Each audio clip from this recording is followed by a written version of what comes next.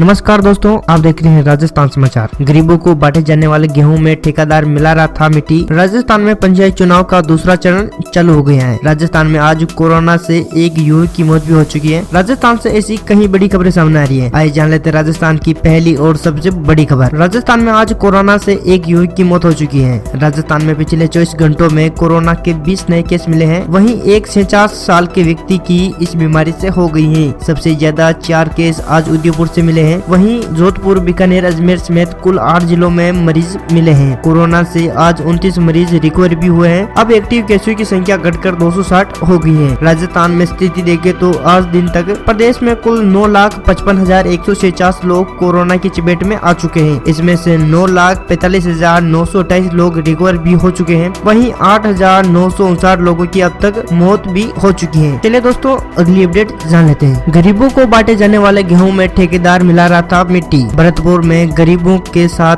खिलवाड़ करने का मामला सामने आया है। भरतपुर में रसद विभाग की ओर से राशन की दुकान पर सप्लाई किए जाने वाले गेहूं में बड़ा फर्जीवाड़ा मिला है। यहाँ जिस ठेकेदार द्वारा गेहूं को राशन की दुकान पर पहुंचाया जाना था, वह उसमें मिट्टी मिलाते हुए पकड़ा गया। ठेकेदार के एक अनाधिकृत गोदाम के अंदर गेहूं के कट्टों में मिट्टी मिलाई जा रही थी। गेहूं में मिट्टी मिलाए जाने की सूचना पर उद्योग नगर थाना पुलिस ने गोदाम पर छापा मारकर ठेकेदार के कर्मचारियों और ठेकेदार को गिरफ्तार कर लिया है। चलिए अगली अपडेट जान लेते हैं। राजस्थान में पंचायत चुनाव का दूसरा चरण। पंचायत चुनाव के दूसरे चरण में कोटा, बारां व करौली में मतदान जारी है। कोटा, बारां व करौली जिले की 3 पंचायत समितियों में सुबह 7 बजे से वोटिंग शुरू हुई है। सुबह से ही मतदान बूथ पर वोटर्स पहुंचना शुरू हुए हैं। युवा वर्ग मतदान के लिए सुबह से ही उत्साहित नजर आई और वोटर्स को घर से निकाल कर मतदान केंद्र तक लाने की जद्दोजहद में लगा रहे थे। धीरे धीरे मतदान की रफ्तार बढ़ने लगी। वहीं वोटिंग केंद्र पर कतारें देखने को मिली। महिलाएं भी घर का कामकाज छोड़कर वोट देने पहुंचने लगी। चलिए दोस्तों, अगली अपडेट जान लेते हैं। गहलोत सरकार और अडानी मिलकर 1500 मेगावाट सोलर पार्क लगाएंगे। राजस्थान में 1500 मेगावाट बिजली प्रोडक्शन के लिए सोलर